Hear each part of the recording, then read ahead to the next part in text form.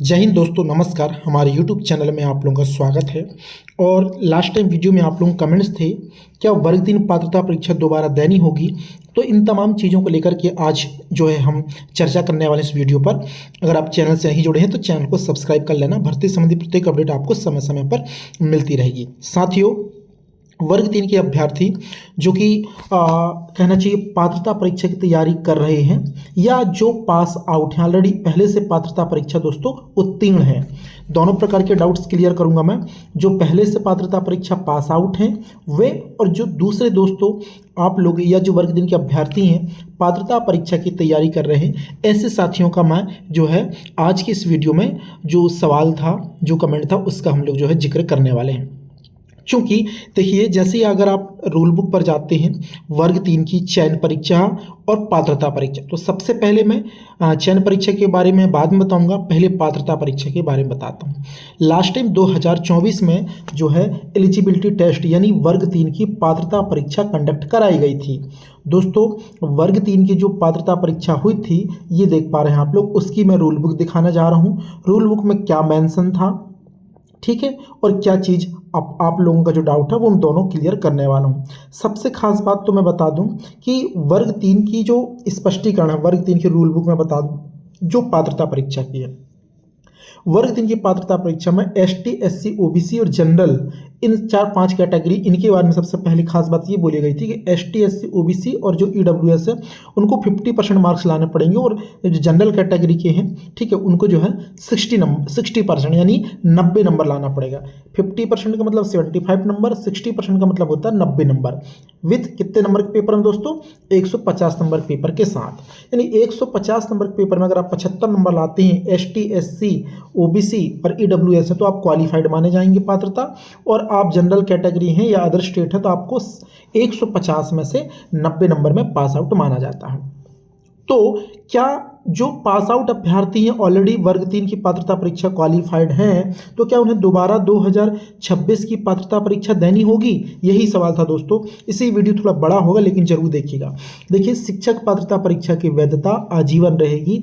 प्राथमिक शिक्षक पात्रता परीक्षा वर्ष 2020 और इसके बाद आयोजित पात्रता परीक्षा के लिए आजीवन वैधता होगी।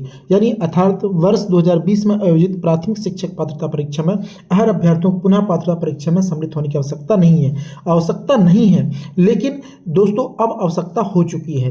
क्यों आवश्यकता पड़ेगी? अब आप सबको पता होना चाहिए कि अब दोस्तों जो वर्ग 3 की पात्रता परीक्षा में आप लोगों ने जिस भी कैटेगरी से क्वालिफाइड किया है, चाहे आप ST SC OBC या दिव्यांग अभ्यर्थी हो, लेकिन दोस्तों अगर आप लोगों ने 75 नंबर से ज़्यादा और 90 नंबर से कम अगर आपने प्राप्त किया, दोस्तों फिर से दोबारा बता देता हूं मैं, अगर आपने 75 नंबर से अधिकतम और 90 नंबर से कम नंबर लाए हैं और आप किस कैटेगरी के हैं, ST SC OBC और EWS, तो आप लोगों को दोबारा पात्रता परीक्षा की देने की जरूरत है दोस्तों। बिल्कुल हाँ, इसका जवाब है हाँ, आपको दोबारा पात्रता परीक्षा देनी होगी और जरूर देवें, क्योंकि दोस्तों अब आपको मालूम है 12.4 का रूल लागू हो चुका है MP में।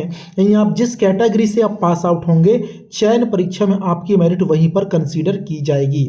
इसका मतलब सीधा दोस्तों कि अगर आप 90 नंबर से अधिक लाते हैं पात्रता परीक्षा में, 90 नंबर से अधिक लाते हैं तो चयन परीक्षा में आपके सिलेक्शन के 2 दरवाजे दोस्तों ओपन हो जाते हैं। कितने दरवाजे? डोर 1 और डोर 2। ये डोर 1 डोर 2 क्या है दोस्तों? डोर 1 वह है दोस्तों कि आप अगर 90 से अधिक नंबर लाते हैं पात्रता परीक्षा में तो चयन परीक्षा में आप अनरिजर्व की मेरिट बनेगी, उसमें भी आप जो है क्वालिफाइड करेंगे, यानी उसमें भी आप फाइट कर पाएंगे। और अगर उसमें सिलेक्शन नहीं हो पाता तो आप अपनी कैटेगरी में, चाहे आपकी जो भी कैटेगरी हो, आप अपनी कैटेगरी में भी मेरिट में स्थान प्राप्त कर सकें। यानी आपके पास सिलेक्शन के 2 वे हो जाएंगे, 2 रास्ते हो जाएंगे अगर आप 90 से अधिक नंबर लाते हैं पात्रता परीक्षा में। तो अगर सर हम 90 नंबर से कम लाते हैं तो क्या होगा? देखिए दोस्तों, अगर आप पात्रता परीक्षा में 75 नंबर तो लानी लाना पास होने के लिए, 75 से ज़्यादा यानी जैसे 80, 85, 89 नंबर तक लाते हैं तो आप अपनी कैटेगरी में ही पास आउट कर पा रहे हैं पात्रता परीक्षा। 90 से कम है आपके मार्क्स तो चयन परीक्षा में आपकी मेरिट आपकी कैटेगरी में बनेगी। अगर आप ओबीसी के हैं तो आपकी मेरिट ओबीसी में बनेगी, अगर आप दोस्तों एसटी एससी के हैं तो आपकी चयन सूची में उसी कैटेगरी में मेरिट बनेगी। भले ही आप 100 नंबर के पेपर में आप 90 नंबर क्यों ना प्राप्त कर लें चयन परीक्षा में, तब भी आपकी मेरिट लिस्ट कहाँ बनेगी दोस्तों, आपकी कैटेगरी में ही बनने वाली है। क्यों सर?